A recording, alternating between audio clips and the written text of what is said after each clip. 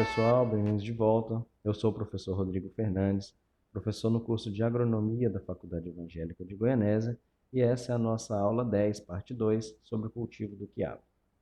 Bem, o quiabo ele também tem uma importância muito grande na economia brasileira, principalmente por ser produto de agricultura familiar. Embora nós não tenhamos muitos dados da comercialização, ele gira muito dinheiro, né, na comercialização, principalmente em feiras e pequenos supermercados. A gente já falou algumas vezes que a produção de algumas hortaliças ela é subdimensionada justamente pela comercialização direta do consumidor, produtor direto para o consumidor. Então, o quiabo é um dos que isso acontece bastante. Ele é comercializado diretamente, então a gente não tem dados da produção tão atualizados.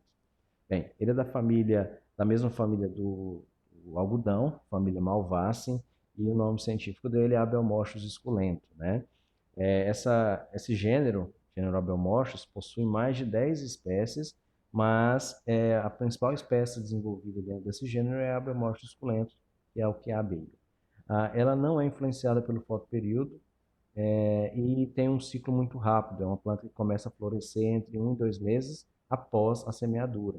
Então, não há produção de mudas de quiabo. A maioria das vezes a gente faz o plantio, a semeadura direta, né? A semente já vai direto para o solo, sem passar por bandejas ou outra estrutura de reprodução de mudas.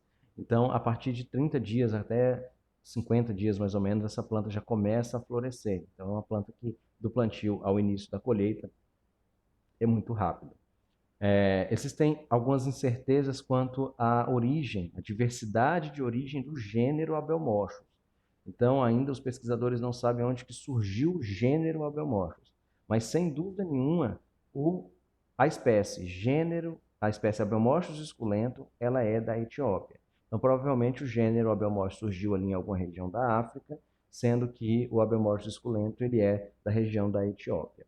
Isso diz muito, quando a gente fala de origem da espécie, sobre o clima e sobre as condições em que ela produz mais ou menos. Então, quando a gente fala de Abelmoschus esculento, que é o caso do quiabeiro, a gente vê que são de regiões mais quentes, regiões mais áridas.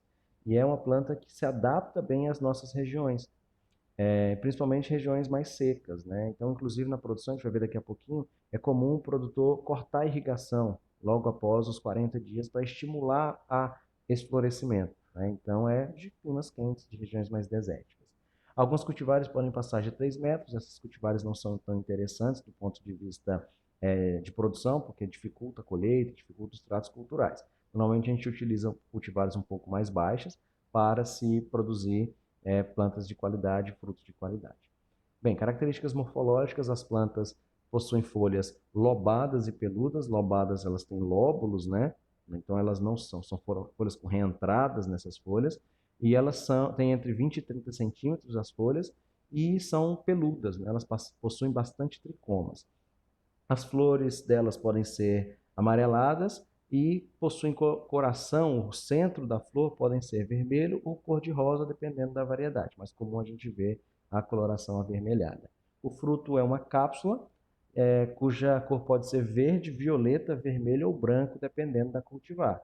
A gente está acostumado a ver o quiabo verde, às vezes o quiabo roxo, né, ou violeta, mas existem variedades de quiabo branco, quiabo vermelho também, mas não tem tanta demanda no nosso mercado, então a gente não costuma vê-los, né, mas existem, né? Não é porque a gente não vê que não existe. Aqui a flor, é uma flor do quiabo, uma planta pentâmera, uma flor pentâmera, tem 5 pétalas, e no centro dessa flor a gente vê esse coração que é avermelhado, né? E ali dentro a gente vai ter a estrutura de reprodução, os carpelos, né, os estames. Os frutos se colhem bem antes da maturidade, quer dizer que a gente colhe o fruto antes dele ficar maduro, é outra planta consumida imatura, e os frutos mais preferidos pela população têm entre 4 e 8 centímetros. Então, quiabos muito grandes, eles já tendem a ficar um pouco mais tenros, né, mais duros, né, eles chegam a criar fibras, e então o consumo é preferido por quiabos um pouco menores. E eles ficam prontos cerca de 10 dias após a fecundação. Então, dias após a abertura da flor, dias após a antese, a flor abre, até 10 dias depois que houve essa fecundação, os frutos estarão no ponto de colheita, né? E as sementes devem estar ainda de coloração branca, elas tendem a ficar um pouco mais amarronzadas quando elas passam do ponto, e com no máximo 3 milímetros de diâmetro. Sementes muito grandes também são problemas para o consumidor. Então, aqui mais ou menos o tamanho desses frutos, entre 4 e 8 centímetros, são os frutos com tamanho ideal. Importância nutracêutica, lembrando que nutracêutica é qualidades nutricionais e farmacêuticas, o que esse produto pode fornecer para o consumidor. Tem alto valor alimentício e nutritivo, né? Diferente do chuchu, que a gente viu que quase não tem características nutracêuticas, o quiabo ele tem bastante. Por exemplo, boas quantidades de vitaminas A e vitamina C. Possui cálcio e vitamina B3, que é a niacina. Além disso, ele pode ser utilizado como laxante, né? Um chá feito a partir das folhas, ele pode ser utilizado também como laxante e controle de bronquites, né? Doenças pulmonares. Como importância econômica, a gente não vê como entre os maiores hortaliças de importância econômica. Mas lá no início da aula você falou que ele é importante. Ele é importante porque ele gira economia do ponto de vista local. Então, como ele não entra na conta lá das CEASAs, a maior parte não entra na conta das CEASAs pela comercialização ser direta, ele não entra como grande importância econômica nesse sentido.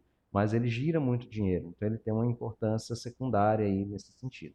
Entretanto, é muito popular, uma vez que sempre está associado à comercialização em mercados e feiras. Então, ele é comercializado de forma direta, então não entra na economia porque a gente não tem uma indústria de quiabo, né? Igual a gente tem de tomate, de batata, de cenoura. Então, são pequenos produtores que produzem, então a gente não tem esses dados tão recentes. A produtividade varia entre 15 e 22 toneladas por hectare, dependendo da região, uma lavoura bem conduzida, e a produção é menor na época fria. Então, isso explica porque aqui em Goiás produz bem, né? A gente tem um clima mais alto. Os estados que mais produzem são Rio de Janeiro, Minas, Espírito Santo e Bahia, né? Então, essas regiões são as maiores produtoras do Brasil. Goiás está ali também entre as 6, 7 primeiras colocadas, né? As variedades, como eu falei, variam de acordo com as características morfológicas, visuais, né? Elas podem ser verde escuras, são as mais preferidas, e com baixo teor de fibras. Eu falei para vocês que ela é da mesma família do algodão, por isso que ela é fibrosa, né? Outra característica importante para os frutos é o formato, que deve ser cilíndrico. Existem alguns frutos pentaquinados, que têm quinas, esses não são tão preferidos. Os mais preferidos são aqueles cilíndricos arredondados. A preferência também é para frutos lisos, né? Existem alguns frutos que têm muitos pelos, como as folhas. Mas a preferência do consumidor, né, que vai comprar, que vai consumir esse produto, são frutos lisos. Aqui algumas imagens, né? A gente tem esses frutos aqui da imagem, não ficou tão boa, mas a imagem mostra os frutos cilíndricos e verdes. Aqui a gente tem essa imagem que mostra os frutos quinados, né, ou pentaquinados, com várias quinas e roxo, e embaixo um fruto pentaquinado roxo. As cultivares são classificadas de acordo com o desenvolvimento da planta, tamanho dos frutos, cor dos frutos e seção dos frutos, né? Se ele é arredondado, se ele é pentaquinado. Aqui eu trago algumas das principais cultivares que nós temos: Campinas 2, Amarelinho e a Santa Cruz 47. Essas são as 3 variedades mais cultivadas no Brasil. Algumas regiões preferem muito esse quiabo Santa Cruz, que é esse pentaquinado, mas a maioria prefere esse Campinas 2, que é um quiabo redondo e do tamanho adequado, entre 4 e 8 centímetros. O amarelinho também tem mercado em algumas regiões brasileiras, não é o caso aqui da nossa região. A gente prefere mais esse primeiro, que é o Campinas 2. No Brasil, de modo geral, a cultivar mais consumida é o cilíndrico verde e também o Santa Cruz 47. Do mesmo grupo, a gente tem o amarelinho, né, e são destinados ao mercado interno. Então, tem crescido cada vez mais novos produtos. Para questões de solo, a gente tem solos entre 6,5, entre 6 e 6,5, ricos em matéria orgânica são os mais utilizados, né? Para clima, sempre indicar temperaturas maiores que 20 graus, na nossa região a gente sempre vai ter isso, né? Temperaturas baixas é comum que haja uma redução do desenvolvimento dessas plantas. Plantio, espaçamento entre plantas entre 20 e 25 centímetros e de 2 a 3 centímetros de profundidade, deixando-se 2 a 3 sementes por cova, né?